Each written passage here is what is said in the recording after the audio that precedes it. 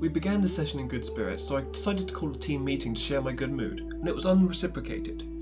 I was then called for another meeting, where I finally decided I couldn't push my luck any further and I made a promise of better results for the club, thus turning every one of the upcoming month's fixtures into a knife's edge. Our results were mediocre but not bad enough to fail the promise, until we faced the second best team in China and I had to reissue the "give me one more month to prove myself" promise. But by this stage we were 6 matches from the end of the season and 13 points behind. It now became a matter of trying to convince the board to keep me even once we were relegated, which happened in scintillating fashion when we recorded a 0-0 draw against our direct relegation opponent to secure our fate.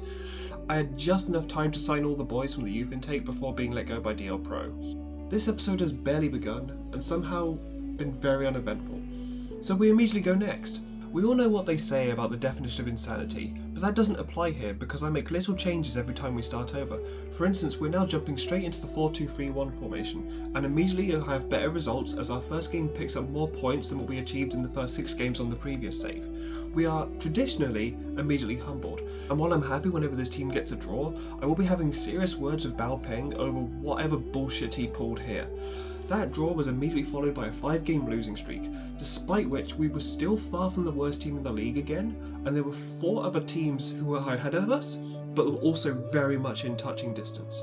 I really got the sense that this save was one where we'd finally have a real chance. This was especially true when the cup drew us against a perennial regional division team. Given how poorly rated that team was, I made the call to rest most of my squad and fielded a team of non-contracted temps who kept me nervous as they edged out a penalties win. Right after that win in the cup, the schedule showed me exactly what I wanted to see: consecutive matches against the worst teams in the league. If ever we were to hit a run of good form, this was it. We lost the first match. Hard. But we bounced back with a 6-goal domination of the worst team in the league. In the end, we finished that stretch against the remaining weak teams by picking up 8 points out of a possible 15. Before being returned to scraps against one of China's better performing teams. We were barely out of the relegation zone, but still just one well-timed win away from real safety. I was seeing signs to be optimistic, and then my squad called an unnecessary meeting. Luckily, they were complaining about squad depth and the transfer window was going to open in literal hours. I promised to bring in more players and frankly, Gao Tao said something that was hurtful and unnecessary. Fuck you, Gao.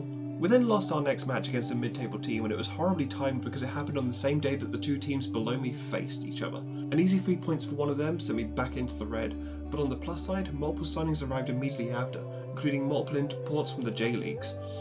I then learnt about China's registration rules regarding foreign players and panicked. Turns out that limit of 2 foreign player registrations per window referred to the registration window which reset with each match, so all of my new Japanese players were ready to jump straight in by the time the next match happened. The board were unhappy with that loss, sending us back into the relegation zone and called for another performance meeting. But my determination is high enough that they're more likely to listen to me, so I got out of that without having to make an actual commitment. And we then round out this episode with a preview of a youth intake that would make a grown man cry. If only these youngsters were coming through an academy with actual facilities available to it.